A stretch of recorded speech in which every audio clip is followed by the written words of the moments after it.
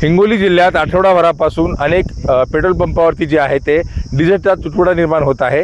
त्यामुळं याचा थेट फटका शेतीच्या कामावरती पडला आहे। मी सध्या पिंपळखुटा गावच्या शिवारामध्ये आहे आणि हे एक गव्हाचं शेत आहे। 2 महिन्यांपूर्वी शेतातून गहू काढला होता, परंतु हे अजूनही शेत तसंच आहे, कुठली मशागत झाली नाही। पलीकडे जे आहे ते या शेतामध्ये तूर होती, ही देखील काढून आता 2-2.5 महिने उलटून गेले आहेत, तरी देखील या शेतात कुठली मशागत झाली नाही। पेरणीचा काळ जवळतोय। आपल्यासोबत शेतकरी आहेत। काका, मला सांगा, आता पेरणीचा काळ जवळतोय, अजून या शेतामध्ये काहीच मशागत झालेली नाही। या ट्रॅक्टरमुळं काहीच भेटेना, ट्रॅक्टर भेटेना म्हणून आमची ही मशागत राहिली, दुसरं काहीच नाही। आणि ट्रॅक्टरवाला म्हणतात आम्हाला डिझेल भेटेना, काही भेटेना।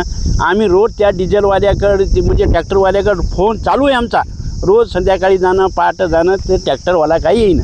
आता या शेतामध्ये नेमकं काय काय मशागतीचं काम करायचं? आम्हाला लुटर मारायचं, नागरायचं, फंटी मारायचे, पुन्हा बेड मारायचे, म्हणजे हळद लावायची। उद्या 8 तारखेला मिरग लागणार आहे, 8 तारखेला लावायचं आहे।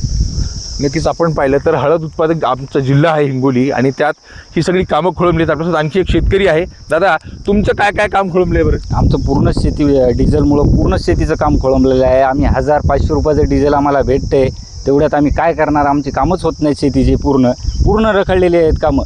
500 रुपयाच्या डिझेलमध्ये ट्रॅक्टर किती चालणार आहेत? 10 मिनटं, अर्धा घंटा जास्तीत जास्त, एवढ्याच्या सगळे कामं खोळंबलेत। पूर्ण शेतकरीच इथं हातबल झालेला आहे, कारण आमचे स्वतःचे घरचे वाहन असून आमचे पण कामं रखडलेले आहेत पूर्ण।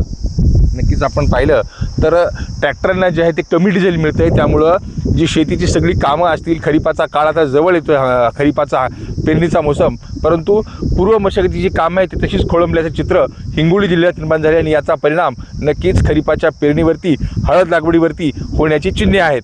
मनीष खरात, न्यूज 18 मराठी, हिंगोली।